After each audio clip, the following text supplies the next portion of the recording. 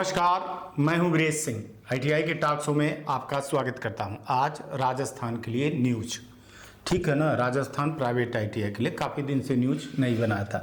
कई लोग कह रहे थे कि सर ये क्या कर दिए आप, कई तरह के सवाल के आरोप, कई तरह के चीज़। एक चीज़ पहले बता दूं, ब्रेकिंग न्यूज, कि जैसे पिछले साल आपका बिना बताए निरीक्षण हुआ था, सेम उसी तरह इस बार भी निरीक्षण होगा। संभावित है कि यह निरीक्षण दिसंबर के पहले पहले हो जाएगा। क्यों होगा, क्यों ऐसी आपत्ति आ गई? जो नए आपके पीएस आए हैं, प्रिंसिपल सेक्रेटरी साहब, वो प्राइवेट आईटीआई के क्रियाकलाप से बिल्कुल खुश नहीं है। हम आपके अंदर की सबसे बड़ी न्यूज निकाल करके ले आ रहे हैं कि जो आपका पिछले साल हुआ था, सेम इस साल भी होगा। इस पर डीजीटी के 3 मीटिंगों में उन्होंने साफ साफ बोला था कि हम भले अभी हम करवा लिए हैं एक बार, लेकिन हम दोबारा विजिट करवाएंगे और ज्वाइंट निरीक्षण करवाएंगे। और इसमें आरडीएसडीटी को भी बोल दिया गया है कि जब वो बोलेंगे तब आपको करना पड़ेगा। क्यों ऐसा करना पड़ा, ये आप बेहतर जानते हो कि आप लोगों ने क्या किया था, ठीक है। इसमें अब एक चीज़ और बता दूं कि अब बात आती है एडमिशन की, कि एडमिशन की डेट के लेकर के मैंने क्यों नहीं बोला। मैंने बहुत कुछ बोला, बहुत अंदर से किया, और कई आईटीआई वालों ने लेटर भेजा, हमने भिजवाया, सब कुछ करवाया।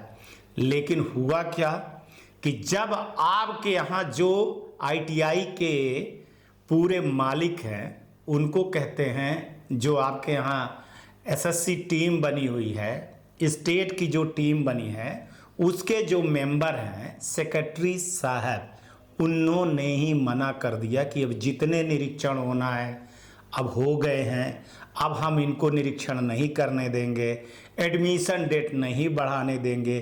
तो ये इस पर डीजीटी या कोई और किसी पे या चैनल पे आरोप लगाने का आपका अधिकार नहीं है। आपको चाहिए था कि आप आंदोलन करते, वहाँ जा कर के सेक्रेटरी के पास, सेक्रेटरी से जा कर के आपने मिला क्यों नहीं, आप बात क्यों नहीं किए, ठीक है ना। आप लोगों में तो कोई गए नहीं, आप व्हाट्सएप पे आप राजनीति करते रहे, फलाना हो गया है, आप कोर्ट में चले गए। हाँ, 70-75 लोगों में से, उसमें बता दूं आपको कि 20-22 ऐसे लोग थे जिनके साथ अन्याय हुआ था, लेकिन वो अपनी बात को, जब अन्याय हो रहा था, जब जांच हो रही थी, तब वो सेक्रेटरी के पास क्यों नहीं गए।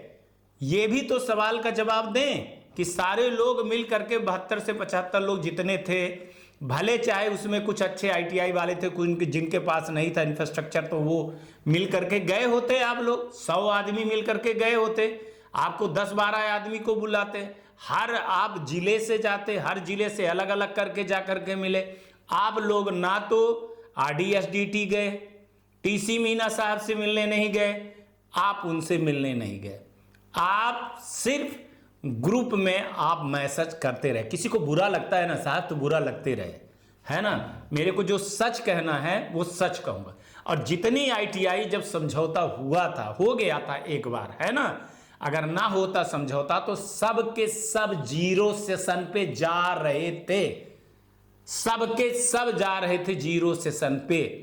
कोर्ट में जाओगे तो कोर्ट की हर बात जरूरी नहीं है कि डीजीटी माने, स्टेट मान ली, स्टेट ने मान लिया, चूंकि उनकी डेट थी, तो डेट के समय पर उन्होंने आकर के निरीक्षण कर लिया। जिनका हुआ उनका यूजर पासवर्ड दे दिया, जिनका नहीं है वो यूजर पासवर्ड नहीं दिया। ये काम किसका था, ये स्टेट का था। इसमें डीजीटी का या आईटीआई टॉक शो का किसी का हाथ नहीं था, आरडीएसडीटी का भी नहीं था ना। जितना मुद्दा उठाना था उतना मुद्दा हम उठा चुके थे।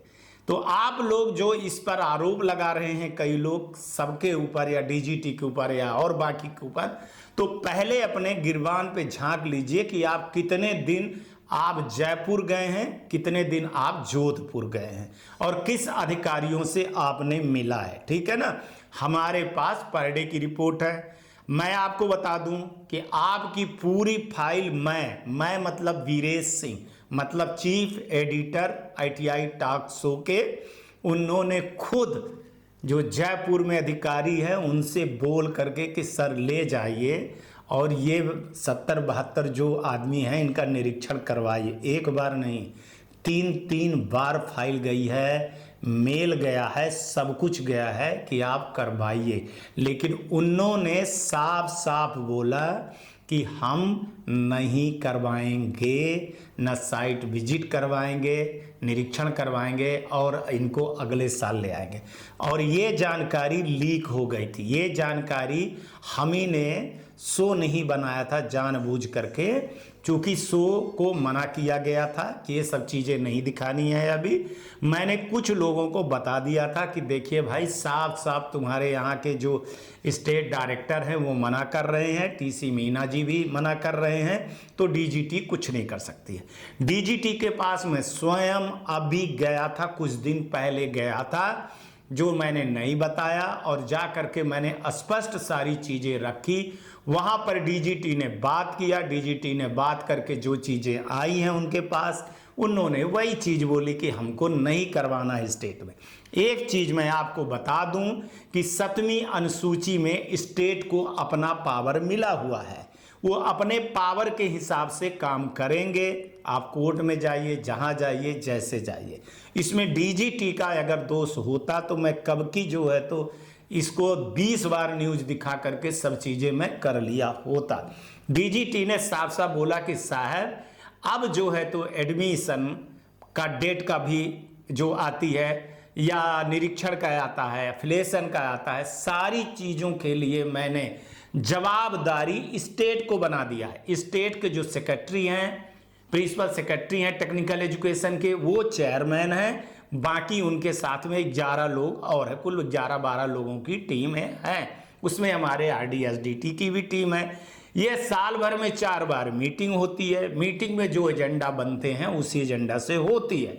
एडमिशन की डेट हमेशा तभी बढ़ाई जाती है जब स्टेट के तरफ से मांग आती है, और राजस्थान के स्टेट के तरफ से एक भी बार मेल नहीं किया गया है, एक भी बार मांग नहीं रखी गई है, ना आरडीएसडीटी में रखी गई, ना वहां रखी है।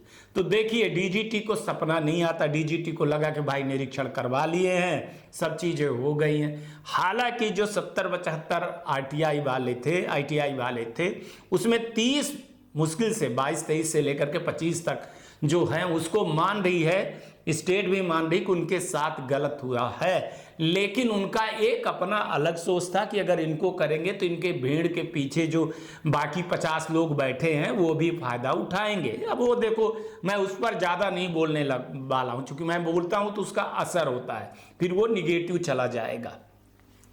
इसलिए ना मैं न्यूज बना रहा था, ना मैं आपको बता रहा था। ठीक है, आज भी ये 14 तारीख हो गई है, आज भी मैं मतलब मैंने 13 तारीख को इस चीज को लेकर के डीजीटी को मैंने एक बार फिर बोला था कि सर 2 या 3 दिन के लिए साइट को खुलवा दीजिए 20 तारीख तक में, चूंकि गलत हुआ है। उनका एक ही जवाब था, अरे मैं 7 दिन के लिए खोल देता, लेकिन अगर हमसे मांग की गई होती तब ना। हमारे तो अधिकार है नहीं ऐसे कि हम खोल दें, कभी भी खोल दें। जो नियम कानून है 30 तक था तो 30 तक है, 30 अक्टूबर तक। कहीं कुछ अगर दिक्कत थी, लेकिन स्टेट अपनी मनमर्जी कर रहा था, तो आप लोगों को ना तो डीजीटी को मेल करने से कुछ फायदा होगा, ना कुछ होगा। आपको अपने अधिकारी से मिलना था, जाना था। जैसे आप समित शर्मा से मिलने गए थे, 3-4 बार मीटिंग हुई थी, वैसे आपको जाना चाहिए था ना। तो ये 75 लोग, 70-72 लोग क्या कर रहे थे? कितनी गए थे? आप सीएम से जाते मिलते, मंत्री से मिलते, आप आरडीएसडीटी तक टीसी मीना जी आए, नए आदमी आए, उनसे कोई आईटीआई वाला मिलने नहीं गया। अरे कम से कम वहां बात तो पहुंचाते, तो वो कम से कम इतना तो करते कि मीटिंग की बात रखते। आप जोधपुर में कितनी बार गए हो? कितनी बार आप जोधपुर में जाकर के मिले हो 70-72 लोग? आप हमको बताइए, हर एक आदमी जिनकी प्रॉब्लम है, कितने लोग आप सेक्रेटरी वाले ऑफिस में गए हो, आप हमको बता दीजिए। नहीं गए, आप बैठे थे व्हाट्सएप पे, बैठे थे व्हाट्सएप पे, आप कह रहे थे व्हाट्सएप में किसी की पोल पट्टी खोल रहे थे, आपस में लड़ रहे थे, ठीक है ना। ये आपका है, आपका स्टेट का मामला है, लेकिन जो सच था वो सच मैं बता दिया। कई लोग फ़ोन कर रहे हैं, मैं नहीं उठा रहा हूँ। क्यों उठाऊँ फ़ोन, है ना, बात होती क्यों उठाऊँ। अरे आप अपने स्टेट से बात करिए ना, सेक्रेटरी से बात करिए ना, सेक्रेटरी से क्यों नहीं बात कर रहे हैं।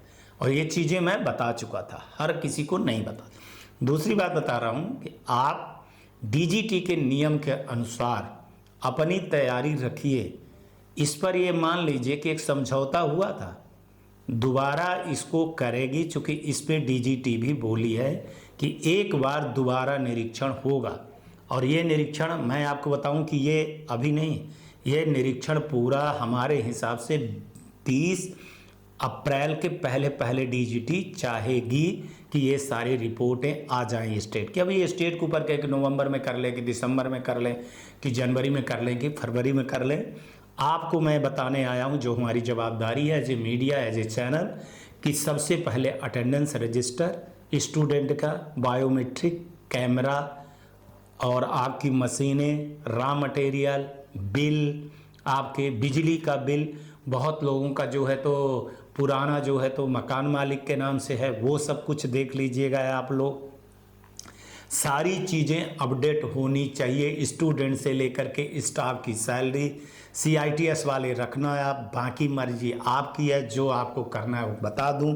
मैं आपको बता रहा हूं कि ये 2 महीने, अभी ये 13 तारीख, आज 14 तारीख हो गई, 14 तारीख से लेकर के आपके ऊपर ये 30, मैं तो ये लेकर के चलूँगा कि अप्रैल तक कभी न कभी रैंडमी कुछ न कुछ होगा। अब आप जानिए, हमारे हिसाब से तो हमको जो पता है कि PS साहब आपके यहाँ के ये चाह रहे हैं कि ठीक है, वही अप्रैल में जो टाइम था उसी टाइम पे अचानक किया जाए। अब क्या करते हैं क्या नहीं करते हैं, न्यूज़ मैं बता दिया हूँ, ये न्यूज़ चला जाएगा। तो अब न्यूज़ जाएगा तो हो सकता है कि अब बदल भी दें वो, कि भाई बाद में करेंगे, अभी सब तैयार हो गए हैं। क्योंकि मेरे न्यूज़ दिखाने का मतलब यही होता है कि जो 1-2 महीने पहले चीज़ें होती हैं उसको दिखा दो, तो उस पर सरकार को ये लगता है कि नहीं सब तैयारी कर लिए होंगे तो चलो छोड़ दो, फिर बाद में करेंगे, अचानक करेंगे। लेकिन एक चीज़ है कि इस पर किसी को भी कोई आपत्ति नहीं होनी चाहिए। अगर आप ITI चला रहे हो, आपके पास सारी चीज़ें हैं, तो डेली निरीक्षण करने आए, उसमें क्या है। डेली निरीक्षण करने आए, रोज़ निरीक्षण करें, अचानक करें, 10 लोगों में करें, 20 लोगों में करें, क्या करना है। आपको कुछ नहीं करना, आप अपनी ITI चलाते रहो, ITI में रहो, वो आएँ देखेंगे।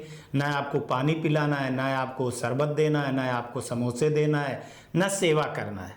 अगर आप अच्छे ITI चला रहे हो और इतने के बाद भी राजस्थान के ITI अगर अच्छे से नहीं चला पा रहे हैं, तो फिर भैया बड़ी दिक्कत की बात है। इस पर कोई भी किसी भी तरह की सुनवाई नहीं होगी, ये मैं आपको बता दे रहा हूँ। बाकी मर्जी आपकी है, आप जानिए, आपकी ITI है, आप पैसा कमा रहे हैं, आप जानिए कि आप मेरे से बेहतर जानते, चूँकि बहुत बड़े बड़े लोग हैं। मेरा काम था कि निरीक्षण के लिए तैयार रहिएगा। इस पर DGT की भी सहमति है इस बार, और अभी कल परसों भी 12 तारीख को भी एक हुई थी, एक 8-9 तारीख को भी हुई थी, एक अगले महीने भी हुई। उस BC मीटिंग में ये चीज़ें क्लियर कर दी गई थी कि राजस्थान में निरीक्षण एक बार फेयर सबका हो। उसमें तो हमको जो पता चला है कि गवर्नमेंट की भी ITI की है, प्राइवेट ITI की भी है, सबकी है, ठीक है ना। तो देख लीजिएगा। बाकी आपकी आज तक के लिए इतना ही। कल आएंगे तो फिर किसी नए मुद्दे पर बात करेंगे। तब तक आप लोग ध्यान रखिए, आसपास सफाई रखिए, बड़े बुजुर्गों का सम्मान करिए, जो मन में आए वो करिए, बस खुश जरूर रहिए। नमस्कार, जय हिंद, जय भारत।